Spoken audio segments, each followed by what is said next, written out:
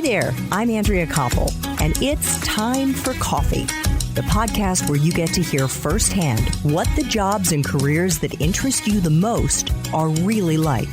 Hey there, Java Junkies. Welcome to another K-Cup mini episode of Time for Coffee. By the way, K-Cups come in 3 sizes, single, double, and triple shots, or roughly 1 minute, 5 minutes, or 10 minutes in length. So if you don't have time to throw back an entire caffeinated career conversation, these K-Cup mini episodes of T4C can give you a quick caffeinated fix, whether you're on the go or you only have a few minutes to binge. So grab your mug and take a chug, because it's time for a caffeinated career double shot K-Cup with my guest, Jason Bellini.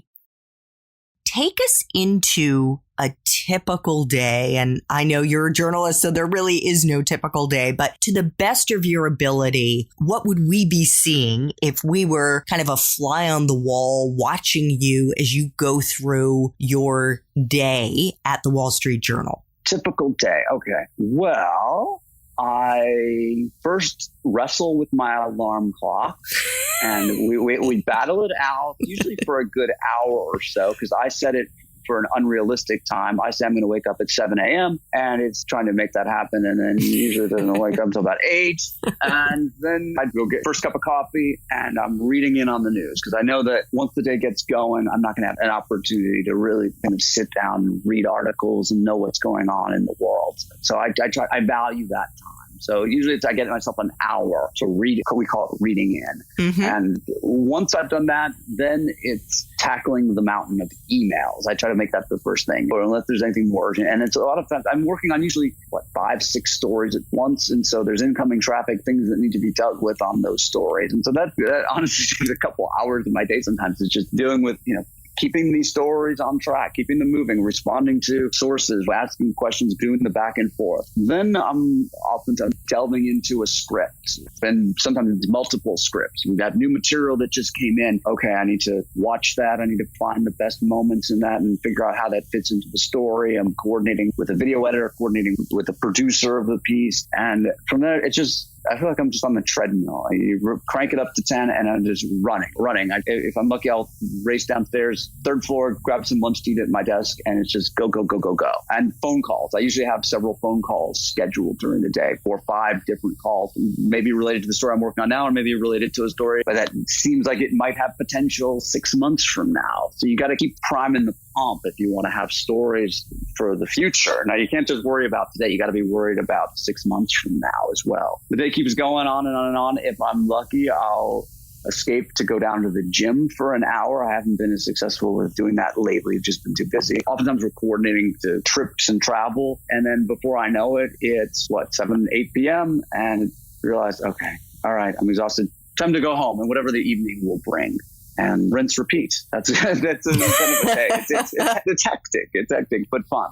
But it's a lot of fun. I would think that one of the skills that is essential to be the kind of a journalist that you are, because there, of course, are folks who just do 1 story or maybe 5 stories in a year, right?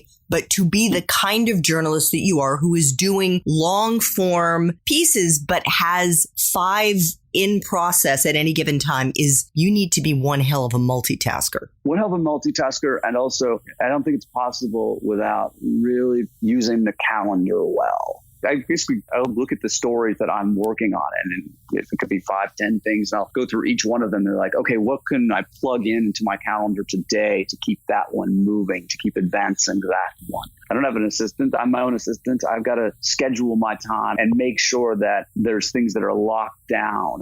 Otherwise, just the normal chaos of the day will interrupt, and you'll never get to those things. When you say use the calendar well, do you mean like Google Calendar, or what type of calendar? We're on the Google Suite, which I love. And any calendar will do, I'm sure. And that is plugging in phone calls with people, plugging in. I even set time to prepare for an interview. I'll say, okay, I need to give myself an hour for this, and I'll put that on the calendar rather than just have a to-do list. The things on the to-do list don't get done unless there's time allotted for them. And I find it most effective to be really scheduled with my day, setting aside 30 minutes to do expense reports and putting that on the calendar. Otherwise, I won't get to them. And oftentimes, even when they're on the calendar, I don't get to them. But at least there's a fighting chance if they're scheduled in. That is such great advice. I wish I held to my advice more, but I do to a degree. But life happens all the time. And so, that's the nice thing about the calendars. You can take that block of time and you can